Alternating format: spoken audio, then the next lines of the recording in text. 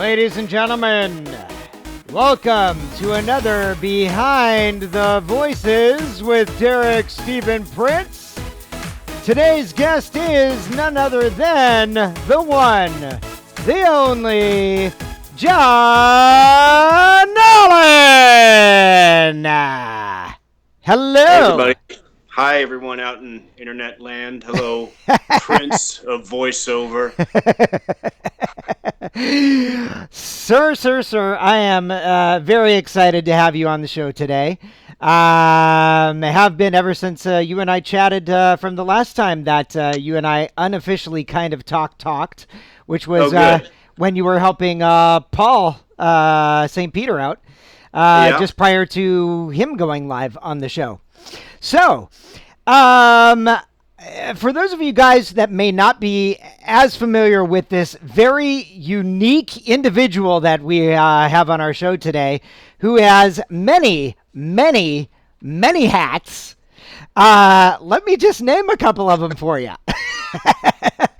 So, not only is Jon a voice actor and a on-camera actor, he is also a professional wrestler. He is also a writer and a stuntman, and from the hint that I gave you in the very beginning, he is also in some ways, shape, and form a non-professional IT person. So, oh, right. Okay. All of that rolled into one. So, I think you are going to appeal to a lot of fans that are watching us today, Jon, only because, you know, I try and get as eclectic of as many voice actors as I possibly can. You obviously are not, you know, obviously not a, you know, Paul St. Peter or a Richard Epcar or something like that, but you're also not an unestablished voice actor. You've been in the business for a little bit. I know, I'm kind of in that middle ground where people are surprised to find out how long I've been at it. Exactly. So, Exactly. So, from the little research that I did about you, I say that because I actually did a lot of research on you. But because you left out the dinosaur band part. The dinosaur band? Yeah. What? Yeah. Oh, okay, share. I'm the front man for a 6-piece band called Bonehenge. Okay. Our gimmick is that we wear dinosaur skulls on our heads. The eyes light up bright red, and we sing about dinosaurs, and that's kind of it. All right. Very cool. How long ago did you form that? Or did you form it? It's actually been just about 2 years now. I think we started rehearsing around February of 2018. Okay. We had our first gig in, if memory serves, June of 2018 over at CIA in North Hollywood. Right. So it's, you know, as we're about to be in June here again, it's snuck up on me. But it's been about 2 years. We've got the album out now, LA Excavation. You can download it wherever you download your music, and we're working on getting some CDs and vinyls out there as well. Very cool. Yeah. What kind of genre, if you had to put a tab on it? And we do have to put a tab on it, but it's very hard because, you know, we get compared. Ian likes to compare us to Oingo Boingo. Okay. In that we have, it's a 6-piece, right? Yeah. So we got, you know, vocals, drums, guitar, bass guitar, but on top of that, saxophone, and our saxophonist also picks up a clarinet for one song. Oh, wow. And then Cece, who's kind of the co-creator of the band, along with Ian Lucky, she was an accordionist, now has switched to keyboard. Okay, so cool. Yeah, it's, you know, you'll just have to listen to some of the tracks and make your own comparison. We just call it fossil rock, and because we lean into the comedy, of course. Obviously, I'm very honored that we've been compared to the likes of like Mr. Bungle and Guar as far as that the theatrical aspect of it. Right. So a lot of fun. Cool. Very cool. We're on hiatus right now for obvious reasons, but once we can actually get out there and do our thing again, we look forward to entertaining people again in that way. Just Sorry, I one. keep looking down. I'm still trying to like share the link and No, like no, get the no. word out that we're live. Yeah, no worries. So before we continue with some of the questions for John, I did want to share with you guys because I don't want to make it the elephant in the room. And John and I talked about this before we even did the whole show. So we want to make sure that you guys are all aware.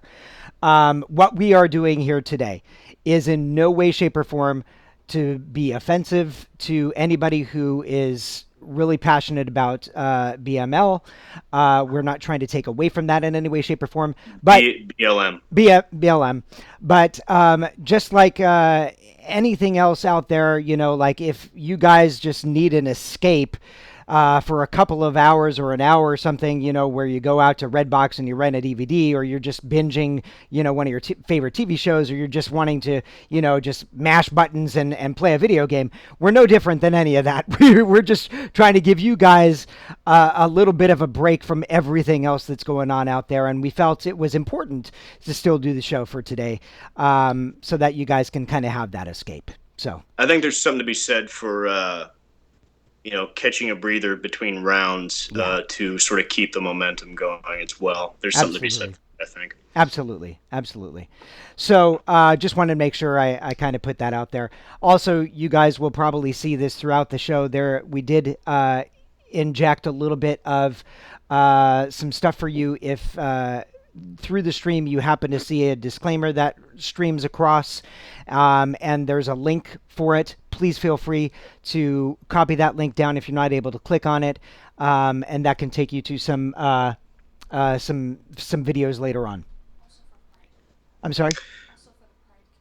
I didn't say anything. Yeah. Also for the Pride community as well. So we want to make sure everybody is included. Nobody is excluded. So, San Diego is where you were born. Yes. Yes. When did and you... by the way, as long as we're getting back into the career stuff, yeah. Congratulations on your return to Digimon. Oh, thank you, man. I appreciate that. Yeah. How long had it been since you recorded on that? Well, from my memory, it was 20 years ago. But as somebody reminded me, I guess one of my characters appeared in a video game 15 years ago. So I guess it was 15 years ago as far as Ken Ichijoji goes. And as far as the Digimon character goes, that had been about a year because we did a mobile game called Re-Arise. So okay. I was in that as well.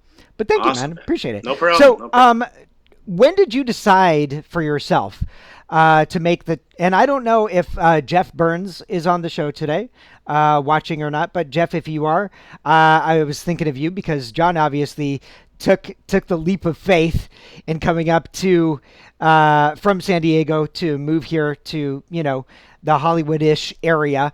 What prompted the move for you? Now, are you talking about the move into pursuing voiceover or the move from San Diego to Los Angeles? San Diego to Los Angeles. Yep.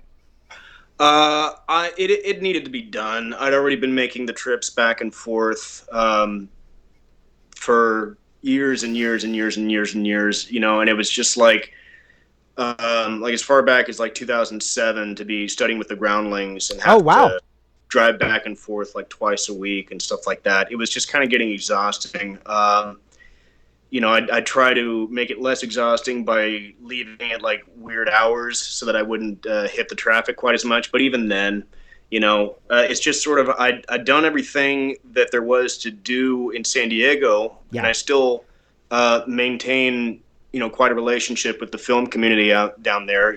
Still pursue projects when they arrive, but there's just not as much to do. So it was about 2015 when I'd made the move full time. The first place I lived was Redondo Beach with a girlfriend of mine at the time, and again, it's just long overdue. Obviously, it's weird to think about now, where we're all kind of confined to our homes, and you could be in Delaware and still pursue anime and stuff like that. Yeah. But I will say that, just being out here, being more social with the community and stuff like that.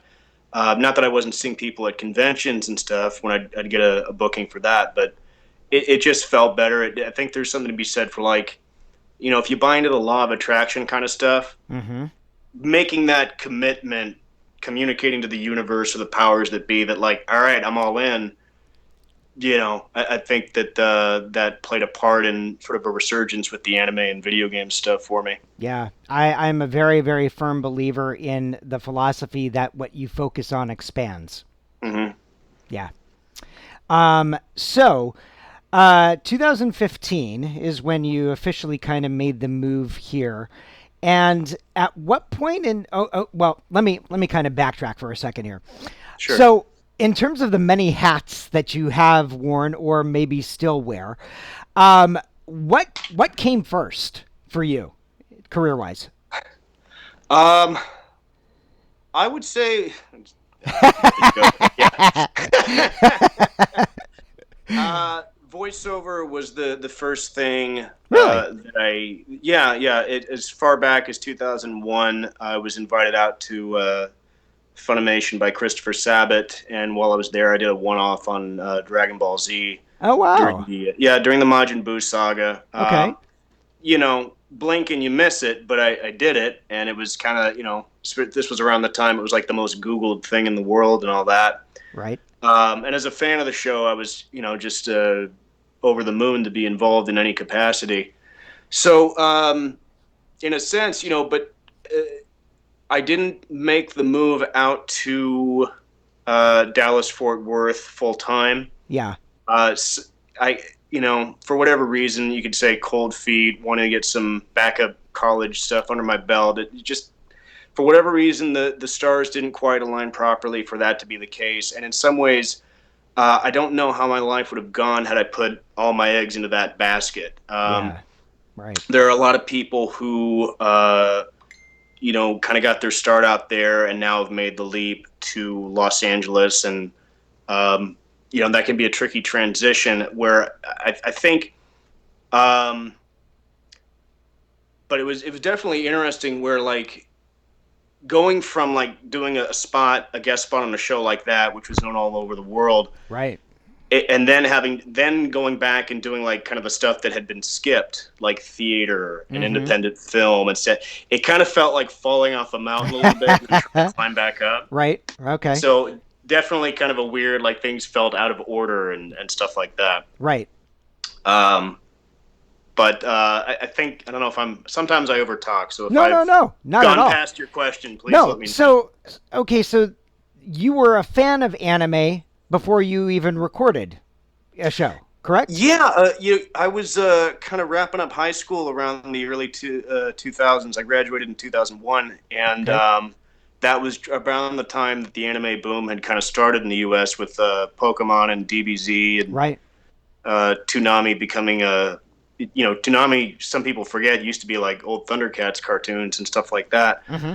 But that's when it was becoming popular. And I was like, wow, this is really, cool. I like the fact that it's animation, but it's not just going for laughs and kid jokes. It's Right. aimed at a different demographic. Yeah. So that really appealed to me. And then just kind of got interested in, like, at some point, like, a light bulb clicked on where it's like, wow, there's people that have to go in and do this, that get paid to record on these kinds of shows. And, Right. at that point I was already, a bit of a performer and an impressionist, and just kind of thought, man, it'd really be, maybe, let's see where we can go with this stuff. Yeah. Yeah. Yeah. So, it was around that time I was actually writing for a website, and that's how I got to know, like, Chris Sabat and Sean Schemmel and Okay. Eric Johnson at the time, Eric Bale now. Uh-huh. Kyle Aber, he was one of the Yeah. first friends I had in the business. So, it kind of, that's sort of the foundation of it, I suppose you could say. Cool. Did you Yeah. like a lot of voice actors I know who got started in anime, at least out in California?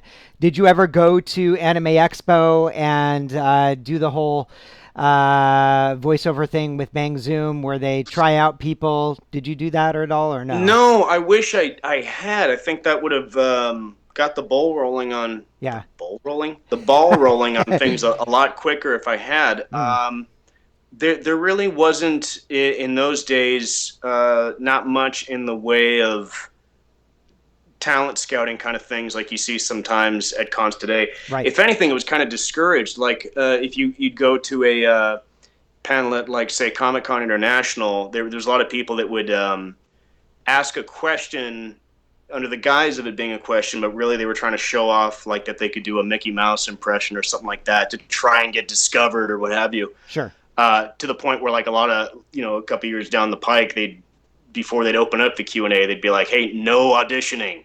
So it was actually like the opposite. Yeah. But no, I wish that had been a thing at the time because certainly things not going the way I'd envisioned with like the Texas recording studios. Mm-hmm. It kind of left me wondering, like, okay, what now? If I'm going to be in California, who do I reach out to, and how do I do so, and etc. Right. And that was a bit of a learning curve, obviously. I was able to record for a lot of video games down in San Diego through Audio Gods. Okay. And independent companies, Big Time Games, I think was the first game I ever recorded on was Elvira's Monster Stack and Match for Big Time Games, and I did several characters for that one. Okay. But otherwise, it just took me a while to get kind of smartened up and find out who to reach out to and how. Right. Right. Was Kyle helpful to you? I was able to study down there because James Allberger, who's now a good friend of mine, author of the book The Art of Voice Acting, he was in San Diego. He teaches out of to this day out of the Rancho Penasquitos area. Mm-hmm. And actually, if you look in the book, in like the third edition of The Art of Voice Acting and Beyond, you can actually see me with the hair pulled back doing a demonstration of the cork warm-up technique on one of the pages. Right. Very cool. Was Kyle helpful to you up here? Yeah, Kyle's really gone to bat for me with a lot of different companies. I'm very grateful to have had his friendship and his help. I've tried to, of course, return that energy and any favors wherever I could. He having established himself, when he came over here, he'd already had Gohan under his belt, and that's a pretty big character. So it was a very easy transition for him to get in with Studiopolis and do Kiba for Naruto, for example. As much as I don't want to diminish my early days, being pink hat guy during one episode of DBZ doesn't really carry the same weight as that. So, Yeah. But I was also, I think, what was the one I worked for after that was, doing some stuff for Ergo Proxy over at New Generation Pictures. So, just wherever I could find the rungs, just try to climb that ladder a little bit further. Absolutely. Do you feel that, like with a lot of other voice actors, there was one particular show that kind of became like a domino effect for some of the other studios, or maybe that same studio hiring you for other productions? Well, my work with Lonnie Manella and Audio Gods, I had a really good run with them for a while. Mm-hmm.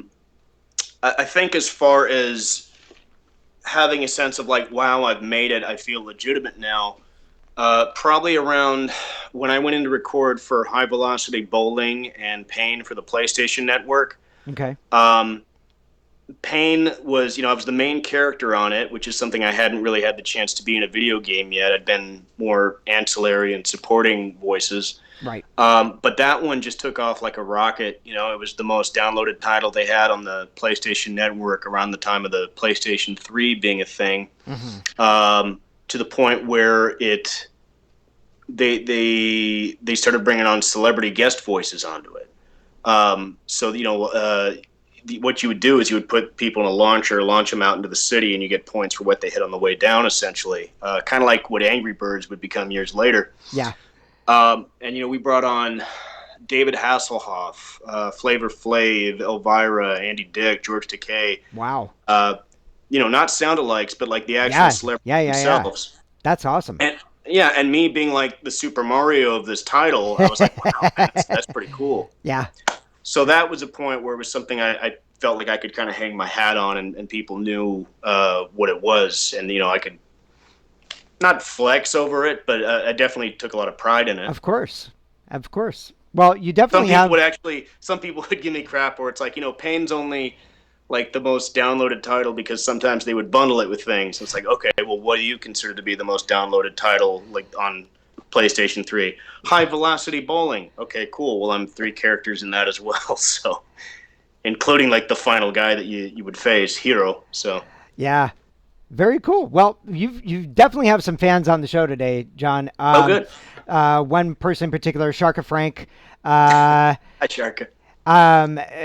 remembers you from second season of Gundam Iron Blood. Yeah, I'm actually representing the Tekkadan colors today. Ah, nice, nice, nice. Yeah. And Tyler Spicknell knows you as Alessi from JoJo. Attaboy. Yeah, and Surfing Slow Bro has a question for you. Wanted to know if it was challenging playing Thornton in Pokemon Masters as you were the very first actor to portray the character. Uh, who would ask the question, by the way? Surfing Slow Bro. Surfing Slow Bro. I just want to repeat it. I know they like hearing the name said out loud. Yeah, yeah. No, that was a pretty easy one for me to do because I wasn't stepping into somebody else's shoes per se. It was kind of a blank slate. Exactly. Yeah. With Brawley, like they told me I was cast as Thornton, right? Mm-hmm. But what I didn't know was that they'd also had plans for me to record as Brawley. That was something that kind of got sprung on me, and if I'd known that beforehand, what I probably would have done is, gone back and seen if there was an episode of him, if there was a sound that I needed to imitate too, because I'm very mindful of not wanting, having been on the fan side of things and still am. Yeah.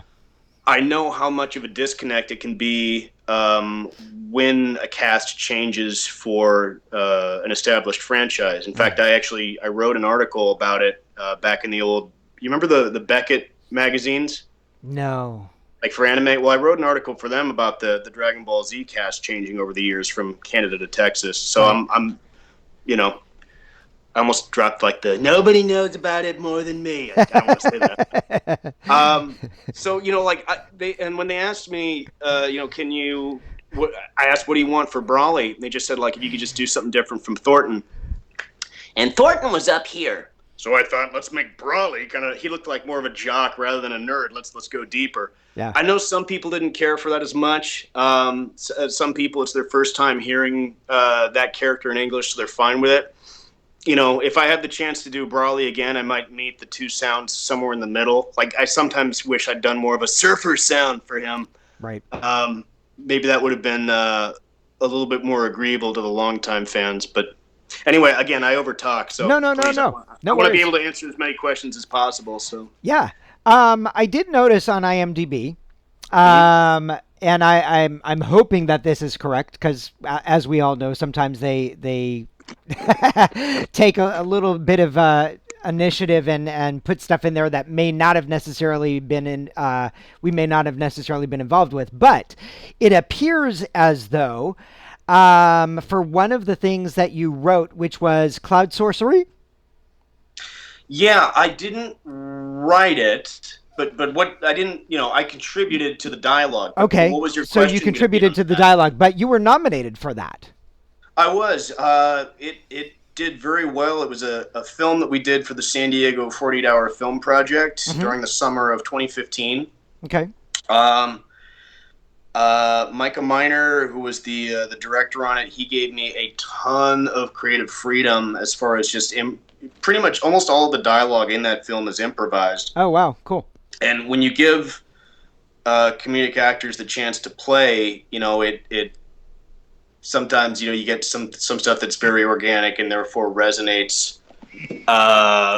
Excuse me, I'm getting alerts. No. Sometimes good stuff can come out of it. So yeah, I got nominated for Best Actor. Best Actor in 2016. So that's awesome.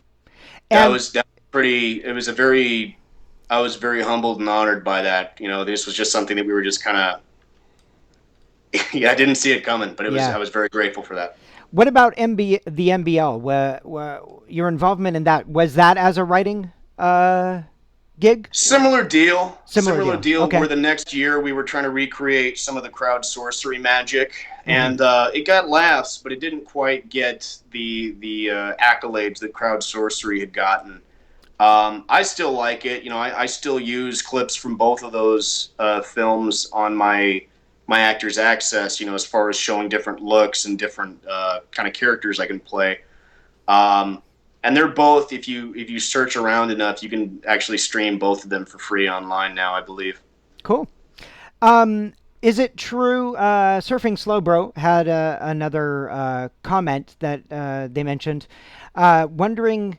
Um, so, in the Dragon Ball franchise, not only were you the pink hat guy, but you were also Negrissi in DBS. Yes, from Universe 3. Cool. Now that was also the, because I know that there were two different versions of DBS. There was the version, obviously, which is still going That's on right. out You got to there. be Frieza for the other one. Right. But you were in the one for Texas, correct? Yes. Okay. I had the chance to read for both. I also read for Frieza for the version that was recorded out here. Right. Um, and I thought I did a pretty good Chris Ayers, but that turns out that's not what they wanted. But Yeah. in a funny sort of, I read for Frieza twice because unfortunately Chris Ayers, who had been doing Frieza like through Dragon Ball Kai, Yeah. he was very much ill. Yes. And Chris Sabat had actually reached out to Kyle. He didn't have I guess Chris didn't have my contact information anymore, but Okay. he knew that I was a pretty good impressionist, so I Right. got to read for him as well. And I'm trying to remember the lines now. Like, Don't tell me you're surprised. Of course my vengeance must be satisfied. um, they ultimately went with Damon Mills, who's done a fantastic job as far as making that transition very easy. And of course, he's local Sure. to Texas, and I'm not. Yeah. So, but it was again, just as I'm sure you felt as well, just honored to be able to read for like one of the most famous anime villains of all time. Oh yeah. Yeah. Yeah. So when they hired you for Negrissi, I guess Chris specifically wanted you for that role. Well, that came about a little bit differently. I actually wouldn't be too surprised if Chris played a hand in me being specifically Negrissi, and I'll get to that in a second. Okay. But no, that came about because when I saw the Tournament of Power arc kind of starting, I felt like, oh man, they've definitely raised the stakes as high as they can go. This is probably the last thing, period, Dragon Ball wise. Right. And I thought, as cool as it was to read for Frieza, of course it would have been nice to book. And I thought, man, how cool would it be, since my career started with a one-off on Dragon Ball Z, if they could find anything for me to do with Super before it wrapped up. So Right. I reached out to Raleigh Pickens over at Okratron, because I understand he was a little bit more hands-on with casting some of the more side characters, I guess you would say. And I knew Okay. there was a lot of fighters that they were introducing just for the Tournament of Power. So I shot him an email and just said, hey, man, we haven't met, but I started with DBZ back in the day. And, as you go about casting some stuff, I just wanted to throw my hat in the race that it would mean a lot if there's anything at all possible you could find for me to do, Yeah. Happy to read for it, happy to be precast, whatevs. And didn't hear back for a while, so I just kind of said, well, that ship sailed. Mm-hmm. But I got an email back one day, and he's like, hey, I'd really, I listened to your demo and stuff, and I like this demon kind of sound you have on Cut 2. I think I'd like to have you be Negrissi. And I was like, oh my God, fine, I got it. I got Davy's Super, right? That's cool. The only slight caveat is he's a character that there's a lot of build up. They make him out to be this ultimate badass and a really cool guy. and then he gets eliminated from the tournament not too far in. And knowing Chris Sabat's sense of humor as I do, like, Yeah. somebody who's built up to be the next big thing, and then it just doesn't pan out. Right. I wonder why he thought of me for that role. Uh, Probably didn't even. Who knows if he knows I'm even in it? But I mean, like, I wouldn't put it past him that was a bit of a prank on his part. But regardless, I'm super grateful. I think Negrici had a badass look, and I'd love to reprise him for the video games if they ever include more Tournament of Power characters in those. That's awesome. Speaking of impressions, and I think if my memory serves me correctly, I don't remember when you posted this, but I think it was either last year or the year before that.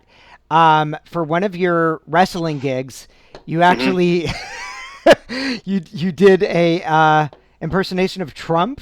Is that correct? Yeah, yeah. I wrestled as Trump for about somewhere in the neighborhood of 3 years on and off for Freak Show Wrestling. Okay. A lot of the time, they'd have me doing more of a commentary thing because the fun of it was that I could be funny and I could do the voice. Right. But I also had a number of matches out in Las Vegas as Trump as well, and okay. And one out here a couple out here as well. Because Freak Show Wrestling used to be in Los Angeles and Las Vegas, and then we went Las Vegas exclusive for a while. Yeah, that's funny. So that was a lot of fun. Okay, you obviously started as an actor. How did the whole wrestling thing come about? Just always been a fan. Yeah. Since I was a kid. I was watching one of the pay-per-views at a pizza place in like the Chula Vista part of San Diego. And, we're having some drinks, we're cracking jokes. I end up making friends with a couple of people. And then I see them handing out flyers after the pay-per-view for a show they're doing, locally in San Diego. Mm-hmm. And I just go watch. I get to meet people, and I get brought in as they because of the comedy background and the acting and all that, they ask if I could maybe do some commentary for them. From there, I never had any plans of necessarily doing wrestling, as an in-ring competitor / performer, whatever. But I got to be like a manager. And then eventually around 2012, they asked if I'd be interested in doing a match. We were doing a Halloween show, and the joke was that I looked a lot like Stevie Richards, and they were doing a Blue WO thing. Blue World Order, BWO, excuse me. So I started training with Shannon Ballard over at Santino Brothers Kayfabe College out in Los Angeles. And it's just, gotten to do a little bit of everything on the independent side of the business now. I'd still, if we weren't in the pandemic times, I'd still be wrestling as the champion Ricotta Flair for Brian Kendrick's Wrestling Pro Wrestling, and look forward to doing that when we can come back. Absolutely. I even ran a company of my own in San Diego for a while called Fans United Wrestling around 2015. Oh, wow. Okay. Yeah. So a little everything. Have you ever gotten a taste of the WWE or no? No. I really should have, tried out and all that. Like, I'm sure I would have gotten gassed by people that are a little bit more committed to, people that train more full-time than I do. But I did get some pictures done, and shortly before all this went down, where everything closed up, I definitely thought of like sending those in, and then the next time they were in town, seeing if I could have done some kind of bit part for them. And like a lot of wrestlers around here have had the chance to do that, like Darwin Finch, Eric Watts, Eli Everfly. Like you'll see them in cameos, right? Whenever WWE would be in town, like at the Staples Center or something like that. Mm-hmm. Okay. Cool. So who knows? Yeah. I'm not 15 anymore, but yeah. I got a few left in me. So we'll see. Yeah. Well, it has just been brought to my attention, and I don't know if this information is true or not, but also from Sharka Frank, she has apparently seen pictures of you where you've cosplayed Android 17. Yeah. Yeah. I don't cosplay much Yeah. because I'm lazy, but that one was pretty easy. All I had to kind of do was put on a shirt and some jeans. So I was like, yeah, I can do that one. I've already Okay. got the long hair. I just Yeah. got to make it black for a day. Good enough. One of the other fans, and hopefully this is a compliment for you, but one of the fans that made a comment earlier that you remind them of John Wick. Oh, okay. No, I hear he's a real go getter. So yeah, I won't take offense to that. There you go. Um, so one of the fans here had a question for you, which Okay. was based on Pokemon Masters, Hmm. where you played the trainer. If you had the opportunity in the Marvel franchise to train with a superhero, Hmm. who would it be and why? Gosh, any superhero Yeah, any superhero in the Marvel universe, in the though. Marvel universe. Okay. Yep. Because of course, most people want to say Batman just because that's. Oh God, that's tough. All right. Maybe Captain America. Okay. I mean, versatile as he is, Tony Stark would be another way to go because he could just make me a suit to kind of make up for any shortcomings on my part. That Right. would also be fun. You'd certainly have like the nanotechnology going. Yeah. So Yeah. probably one of those two. Okay. And as far as a dream role goes, if if you didn't even have to audition for something and somebody just said, "Hey, John, we've got this project in mind. We'd like to use you for it," what, as a voice actor, would you say that dream role would be? Hmm. I don't know. It's kind of changed over the years. Okay. I can't, I've been very fortunate with some of the franchises I've gotten to work on. I definitely kind of feel like I made up for lost time, um, in some respects. Just offhand to provide an answer, Yeah. something along the lines of like an archer, something that's very quick-witted and very smart and funny in that regard. I think something like that would be just phenomenal. Okay. Cool. But I can't point to one specific role. It's sort of like I don't want to jinx it as well. Something like if they do another Transformers reboot, that was something I watched as a kid. That would be fun. Um, I don't know. I shall not dictate. I Yeah. don't want to box myself in. How I'm just curious about this, just because Batman. just because I'm curious to find out a little information. You and Paul obviously have been friends for quite a while. How did you two get hooked up with each other? Was it through a voiceover project? Uh, yeah. The first time we met, I was working on a cartoon that is not out in the U.S. yet. Mhm. I hear it's doing very well in other markets, but for whatever reason, they just haven't inked the deal to show it out here yet. Called Tasty Tales of the Food Truckers, Okay. and I was one of the main characters on that. And it was the kind of show where we'd have like guest spots and guest characters and all that. And Paul came in to do like a German pig of Oh some kind. wow. Yeah, and so we got to know each other from that. We were talking a bit in the green room before that. Yeah. I think the next time I saw him, and this was in 2017, mind you, Mm. the next time I saw him was at the rap party for Gundam Iron Blooded Orphans. Okay. I played Zach Lowe in that, and he played McMurdo, I believe was the character's name. Mhm. So we're all just hanging out and being social and all that. And at some point, I overhear him like talking about how he was Zemnis in Kingdom Hearts, Uh huh. and I'm like, wait a minute, that maybe I got too much bourbon in me tonight. That can't be right. Because you'd think it would have come up or something. But I go over to him and I was like, Paul, were you really Zemnis in Kingdom Hearts? And he like gets up to my ear and he's like, the heart is nothing but pain. And I'm like, oh my God, we're going to Joe's, which is a bar across the street from Bang Zoom. So yeah, we just kind of hit it off from there. We'd always kind of like had a good vibe going. But then once I, it just amped it up respect-wise because I knew how big of a franchise that was, and him being one of the main baddies in that, I thought that was pretty cool. Yeah, absolutely. That's fantastic. I'm actually going to ask you a question I've never asked any other voiceover actor before, and it's actually one of my favorite questions. But you've never. It's your favorite question, but you've never asked. Right, because I always love the answers, and I used to actually get this question at cons.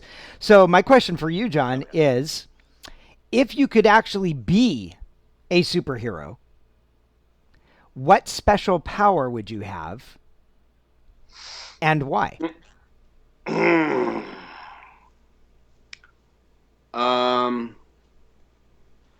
I would want the power to magically improve my booking ratio. I don't know. I don't know what you would call that, but I think that's what it's going to take. Is to get struck by lightning while I'm jogging, and then that magically gives me the power to know exactly what choices they need on some of these MP3s that we send into the void. Yeah. Flight would be cool. Super strength would be cool. Invisibility would have its charm, but certainly the Professor X, like when they're saying like, just do your best interpretation, then you just kind of like know what they're wanting for that voice. And right. I don't know. It's a good question. That's cool. That's cool. So with everything that's going on nowadays, right? Yes. And everybody kind of just being in lockdown mode and not being able to do the things that they normally would be able to do because you have your hand in so many different, things. What is the one thing that you, as a human being, miss the most? Once things get back to whatever semblance of quote unquote normality there is, that you'll probably take advantage of. Right off the bat, well, first of all, let me just say I'm very blessed that I still am in a position to do the voice acting. I think we kind of lucked out in that regard, that it's kind of like the one form of performance that we can kind of do from home still professionally. I mean, aside from like, I know that being an influencer on social media and stuff like that is a thing now, but sure. As far as like, working with a script and stuff like that, we're still able to do, I'll bite with a lot of tech hiccups. That is still a thing. But as far as like what I'm really looking forward to coming back and doing is, man, I think just being back on the pirate ship, as it were, with my wrestling friends, and being in the locker room and cracking jokes, and then going out there and performing for people. I have missed that so much. Yeah. That was such a huge release for me to be able to be funny, work a crowd, test myself physically and put on a match. Mm-hmm. And just be around the gang, man. That was like the highlight of so many months. Because we really, not to turn this into a commercial for pro wrestling, but we have such a fantastic group, and I miss all the guys and girls there so much. Yeah. So that's excuse me, I'm using my phone. All these alerts keep popping down. Oh no, no worries. So that's something that, and not to dismiss like the Bonehead stuff, because I obviously miss performing with them as well. Sure. That's another one that's very high on the list. But I think offhand, I would probably say the wrestling stuff. I'm looking forward to that. Cool. I am looking forward to performing with Bonehead again as well, but those two definitely top of the list. I have another question for you. Let me see if I can go back to it. Hang on one second.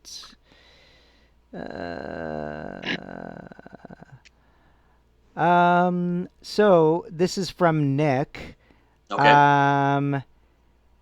As a JoJo related question. Oh, then go ahead. Put these on.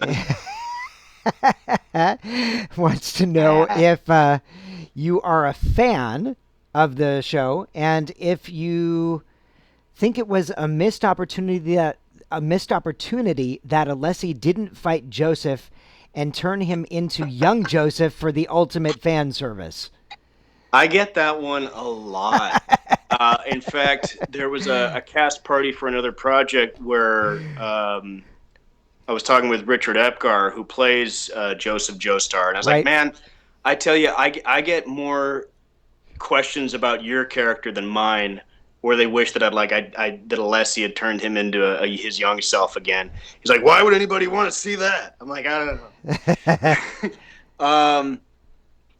I don't know. I mean, it sounds like it's something that people would have liked a lot. As it pertains to how much of the series I've seen, I can't say I've seen a ton of it. So I don't know if that's something that was foreshadowed that they might do, and then they ended up swerving the fans by not doing it. They didn't kill Alessi. I guess they could bring him back and maybe do that in an OVA or something like that. Mm-hmm. So I guess maybe if the fans feel it's a missed opportunity, then I suppose so. They would know maybe better than me as far as that. Right. Oh my gosh. How are you keeping yourself busy? Well, let's see here. I'm just trying to figure out where I'm going to relocate to next. Exercise. I'm still trying to get my training in. I can't get into the gyms, obviously, but I have equipment for home, and I do a lot of stuff with my own body weight. You do? Cool. Yeah. I'm a big fan of jump rope. I have one of the ones with the weighted handles, so that's just an amazing workout. And then on top of that, burpees, if you know what those are. Yeah. Yep. Yeah, I do the ones where you do the push-up and the jump squat, so those are just killer. Yeah. And I also like the resistance bands, and I do a lot of squats, lunges, and pull-ups and stuff like that. So that planking, so that's one thing. It's got a little bit of a prison aspect to it, I suppose, but that's one thing. Just trying to, again, fortunately, we are still auditioning for things on the voiceover side of stuff. So that's another thing. It's just making sure I get those MP3s recorded and turned in. Yeah. Absolutely. I've had a couple of bookings during this time, so doing those. That's great. Beyond that, just trying to set myself up for success when we can come back. I signed with I've got a team now for helping me out with convention appearances. You and I are both with Kelly now. Yeah. There's a site called Zobi Z Shouts or Zobi V Shouts. I just got signed with them as far as doing autograph and video shout outs. Oh, very cool. I feel so bad that I can't remember if it's a V or a Z, because they just emailed me a second ago on here. Come on, what was the V Shout? V Shout is what it's called. What else? I know there's other stuff, but I'm actually kind of drawing a blank. That's all right. I'm going to be. Well, I definitely want to go out and do some marching as far as the movement that's happening right now. Yeah. That'll eat up some time, especially if I get arrested. Hopefully so not, though. Hopefully not. If you don't see me for a while, you'll know why. I got a question for you from Injuring Chimp. Chimp. Yes, Injuring Chimp 77. What's he got against Chip? Wanted to know if you did any voices for any of the Pokemon or just the Pokemon Masters? Just the Masters. Just the Masters, okay. The voices they were able to lift, at least for that game. Yeah. I don't really know too many people that have done, for Pikachu, it's still the Japanese actress. Every now and again, I know, Tara Sands is Bulbasaur. Mm-hmm. Aside from her, I don't know too many people that have done the voices of the Pokemon themselves. It's usually the trainers and the Team Rockets and stuff like that, where they bring in an actor that speaks English to come in and do that. Very cool. Surfing Slowbro has another question for you. Wanted to know what your top 3 wrestling matches that you've seen or been a part of. That I've seen. Wow, there's so many. Right? You got to remember, I've been watching it since like the early '90s. Yeah.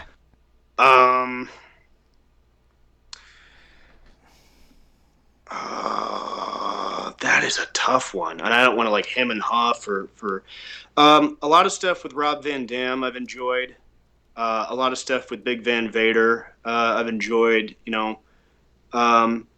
sometimes I like the ones where it's amazing how they were able to put on as good of a match as they did despite limitations. That's fascinating to me. Like WrestleMania 3, Hulk versus Andre. Andre could barely move, and because his back was so bad, he was about to go get surgery, and yet they were still able to tell such a story in there as they did. Randy Savage versus Ricky Steamboat from that same show. Yeah. Marty Jannetty versus Kurt Angle. That's one that most might not think of, but I remember that standing out because I was amazed by his comeback around that time. They just brought him in for a one-off, and he was still so dang good. Mm-hmm. As far as matches that I've been in, the Trump ones were fun because, you didn't have to do much. I was playing like a 70-year-old, demagogue, so you didn't have to do much. And especially, I don't know if I can say the name of the guy I was working against because I don't know if you got kids on here. Freak show wrestling leaned into the adult stuff a little bit sometimes. Okay. But as far as like the matches that I've had over in, say, Wrestling Pro Wrestling, mm-hmm. Eric Kimmerer also performs on that show. Really? Another voice actor, wrestler guy, yeah. I did not know that. Mm-hmm. So I've had some matches with him. Wow, cool. Okay. He wrestles as the Faffy Faffin. But they also, because I do a gimmick where it's like Ric Flair but made out of cheese, we call him Ricotta Flair. Mm. They had Eric do Sting but as string cheese, so string cheese. we had a couple of fun matches there. Those ones I can still kind of look back at and smile. How funny. Oh my gosh. Let's see.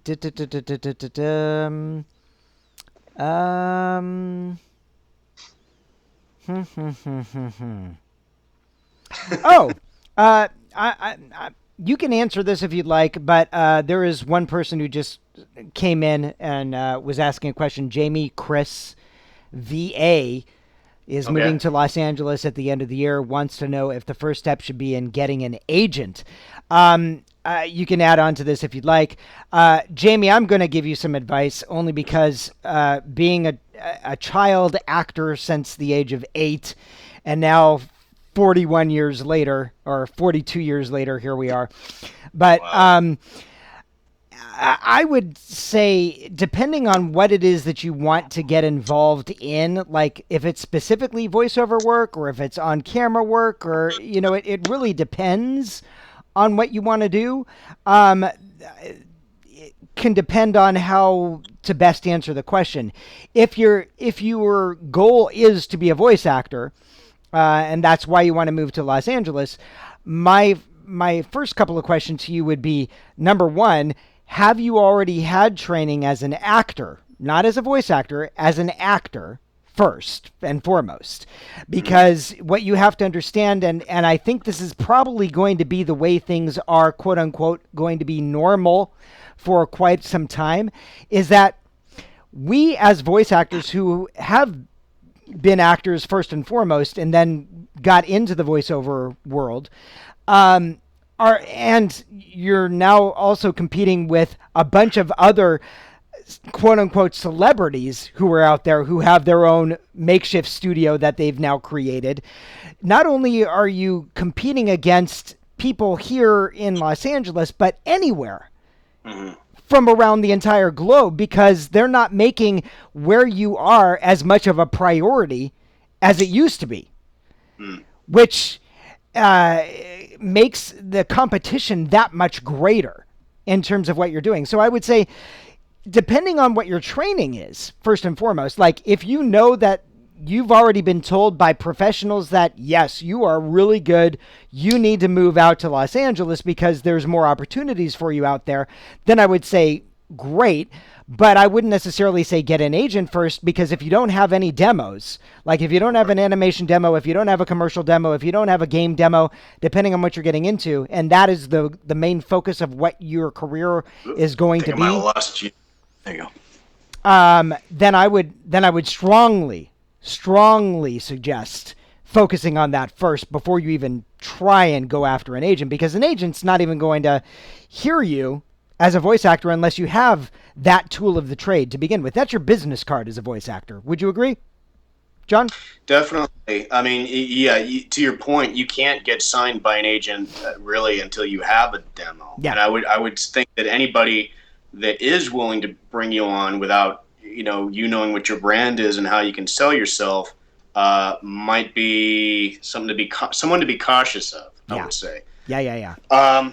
Did the person asking the question mention what town that they're in currently? What state? What No. city? Anything like that? No. Okay. And that's actually a really good question. So yeah, if you want to add in, okay. So just got a degree in theater a couple of weeks ago. I've worked on Lifetime and Hallmark. Oh wow. Currently lives in Salt Lake City. Utah, you say? Well, again, I would actually kind of hold off on making the move out here until things kind of settle down. Yeah. At the very least, because yeah. Up is down, left is right, etc. It's chaos. And make use of the fact that you're living in a place with much more affordable living spaces. While you get your ducks in a row here. Absolutely. And on that note, put some serious thought into how you're going to support yourself when you come out here. The reality is it can, I'm kind of a good example of what can go right in this business, as well as what, how things don't always go the way you plan. And it ain't cheap to live in LA. It can be a huge struggle, and you really have to think of like, what's your 9 to 5 going to be? How are you going to support yourself until you start having the voiceover and the acting supplement your income or become the entirety of your income. Right. There's a lot of actors that do the convention thing to once they, that's the way they're able to support themselves. And we can't really do that right now. So just, that is definitely something to be mindful of, because I would say that is the biggest, if not the biggest, one of the biggest struggles of making it in entertainment, is like being able to afford living in a larger market like Los Angeles and New York, but still have the availability when you do get called for the auditions or the gigs. So that's just, having that start coming up with ideas for that. Yep. Yep. The Lyft driving stuff.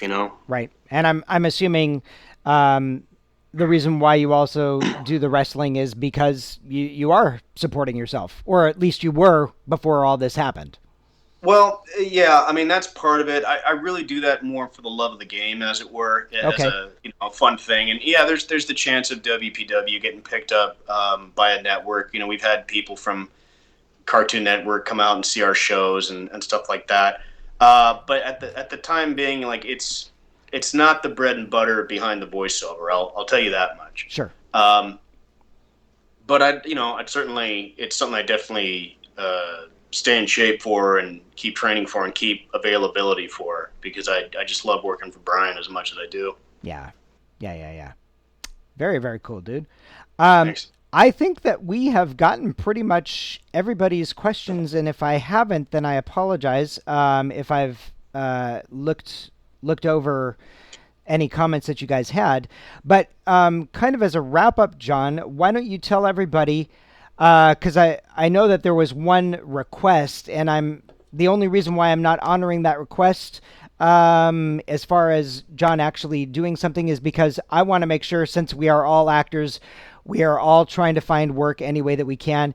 I know that you probably have a way if people want to make a request in terms of, like doing a video or something like that, that you have some area where they might be able to go to so that they can actually pay you for that, hopefully. But tell everybody where they can follow you, where they can make requests like that, things of that nature, social media, all that stuff. Sure. Well, if you found this through this stream through Twitter, of course, Mr. Voiceover Prince was nice enough to tag King Jon Allen, so that's how you find me on Twitter. And I'll, as again, I'm finalizing some of the paperwork on this new streaming platform that I just got going with, but I'll be sharing links on that shortly. Very cool. On Instagram, it's the Jon Allen, TheJonAllen. I do have a Facebook fan page that's facebook.com/JonAllenVO, and just a sort of a mini plug here. As long as we're talking about streaming and shoutouts and stuff like that, I don't have all of the details on this yet. Excuse me, but myself and a lot of other voice actors are doing a charity stream this Saturday for a lady by the name of Jenny Yokobori. I hope I'm pronouncing that correctly. Mm-hmm. Raising funds for like Black Lives Matter and various other charities pertaining to that. So I'll be sharing the info as I have that, which should be within the next day or so. But those would be the ways. Just find me on social media, follow me, and then I'm not. I try not to be too much of a shill, but I'm not shy about letting you know where you can make those requests out to and what have you. I'm happy to do it. It gives me something to do right now. Cool. Yeah. Obviously. Very, very cool. There was a last minute question that came in. Let me see if I can find it. Voice request. Let's see. By the way, Spike Spencer is joining us. Spike says hi. Oh, hello. Can you hear us all the way in Australia? Let's see. I can't. Man, this chat thing is. The what?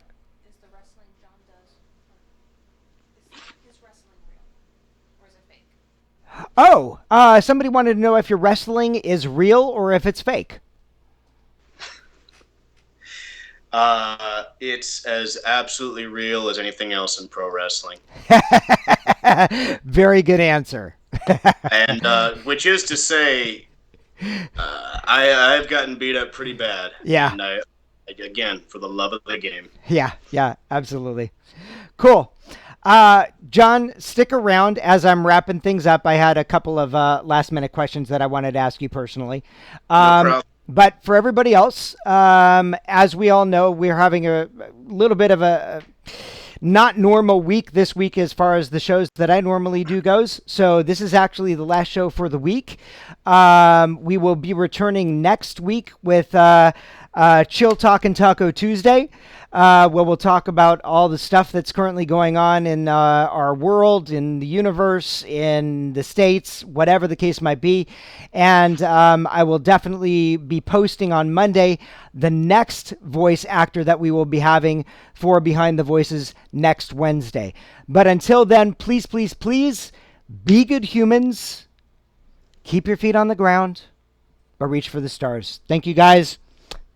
Stay safe. Wear your masks. I know they're a pain in the butt, but it beats being in the hospital. Absolutely. All right. Thank you, guys. Thank you for being here. Thanks for joining us. Mwah.